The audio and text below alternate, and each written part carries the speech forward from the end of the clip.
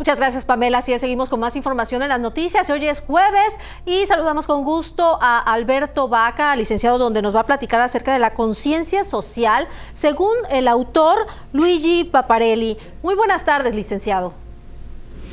Hola, Mercedes, buenas tardes. Sí, hoy vamos a abordar el tema de la justicia social.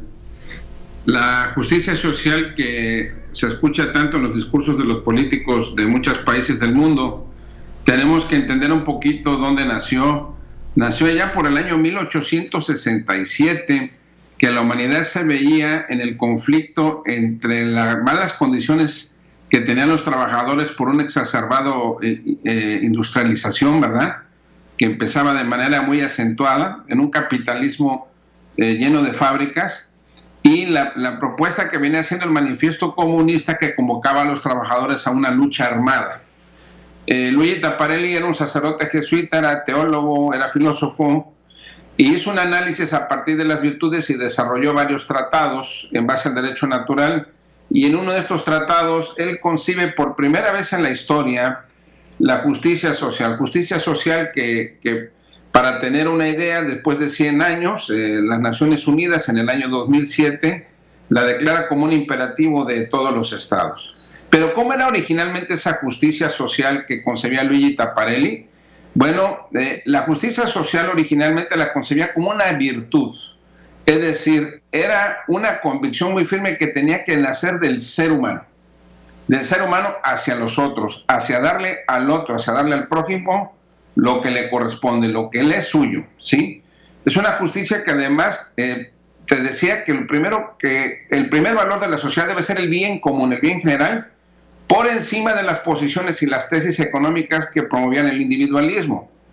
No quiere decir que desprecia el individualismo, no, sino que el bien común es el valor supremo. También le propone la justicia social a los trabajadores que se organicen entre ellos mismos para que consigan un mejor bienestar para ellos y para que participen en la construcción del bien común de la sociedad. La justicia social le va a dar la tutela jurídica de esta convicción, de estas tesis, a las personas, no se las va a dar al gobierno.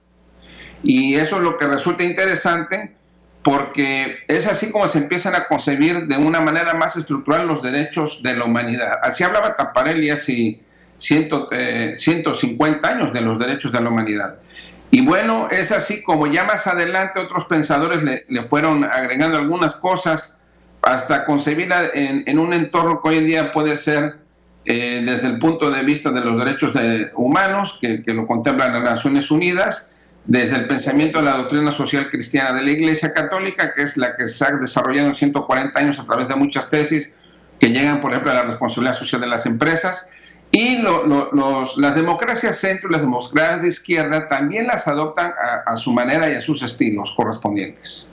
Licenciado, ¿piensa usted que hace falta trabajar más en la justicia social a nivel global?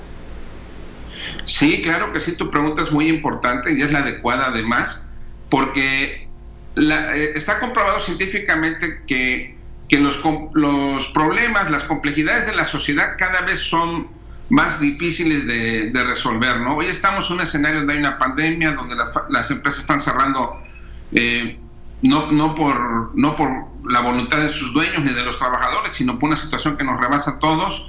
La ineficacia de muchos gobiernos, la ineficacia de muchos líderes sociales. Hace falta hacer replanteamientos efectivamente de cómo desarrollar la justicia social desde las personas, desde las empresas y algo muy importante, desde la organización de la sociedad civil. La organización de la sociedad civil, hace rato vimos en las noticias de Telever, cómo los taxistas, cómo los trabajadores, cómo los pescadores se agrupan, se asocian para defender sus intereses, y es ahí donde aquellos sectores de la sociedad, aquellos grupos de la sociedad que están en condiciones de ayudar a los demás, ven la manera de cómo ayudarlos. Ahorita, porque hay una crisis pandémica, tendrá que ser a través de insumos, ¿verdad?, con ese sentido de solidaridad y de caridad hacia los demás. Y también tenemos que ver la manera de que cuando regrese esto un poquito más a la normalidad, desarrollar fórmulas de trabajo de tal manera que ningún sector de la sociedad quede descuidado y todos nos ayudemos solidariamente.